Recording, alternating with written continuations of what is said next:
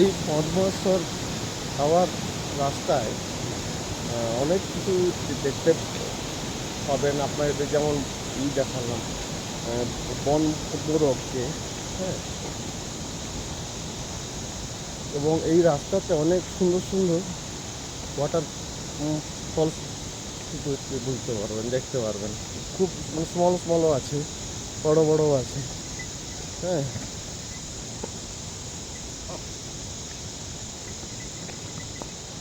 गंडार और कितना है?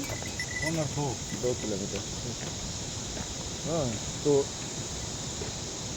তো আপনাকে একটা জিনিস সবসময় রাখতে হবে, সেটা হচ্ছে যে পরিশ্রমকে পরিশ্রম বলে মানে মনে করা যাবে না। এর যে আশেপাশে যে প্রাকৃতিক পরিবেশ আছে, সেই পরিবেশটাকে আপনি দেখবেন, উপভোগ করতে করতে করতে করতে আস্তে আস্তে আপনার দেখবেন পরিশ্রমটা পরিশ্রমের মতো মনেই হবে, হ্যাঁ। তো এই দেখুন আমার আমার ক্ষেত্রে এমনিতে 85 কিলো আমি ওয়েট। তো এমনিতে খুব অভ্যাস, যে আছে আছে পাহাড়ে ওঠার এমনটাও কিছু নয়। তো বছরে 1-2 বার আসি, দিয়ে এইটুকুই যা মোটামুটি অভিজ্ঞতা এক্সপিরিয়েন্স হতে পারেন যা বলতে। তো এইটার মধ্যে একটা জিনিস আমি করেছি, বনের মধ্যে একটু অসম্ভব তোর রাখা খুব প্রয়োজন, হ্যাঁ। যে আমি পারবো না এটা যেন না হয়। দেখবেন আস্তে আস্তে আস্তে আস্তে করে মোটামুটি আপনি দেখবেন ঠিক মোটামুটি এগিয়ে গেছে, হ্যাঁ। বুঝতে পারবেন না কখন রাস্তা কখন এগিয়ে গেছে।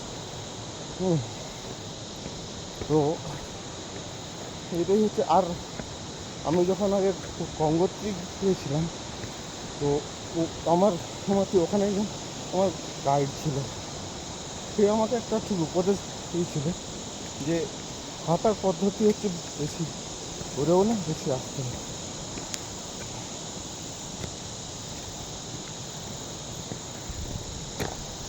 হ্যাঁ।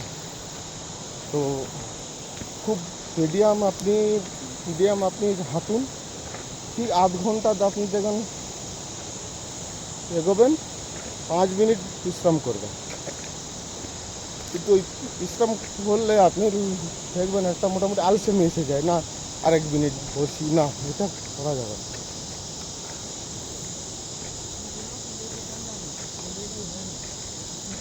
हर हर महादेव। हर हर महादेव। जय भोलेनाथ। कहाँ से है भैया? हाँ? कहाँ से? बंगाल, वेस्ट बंगाल। अरे भाई কলকাতা। আমিও।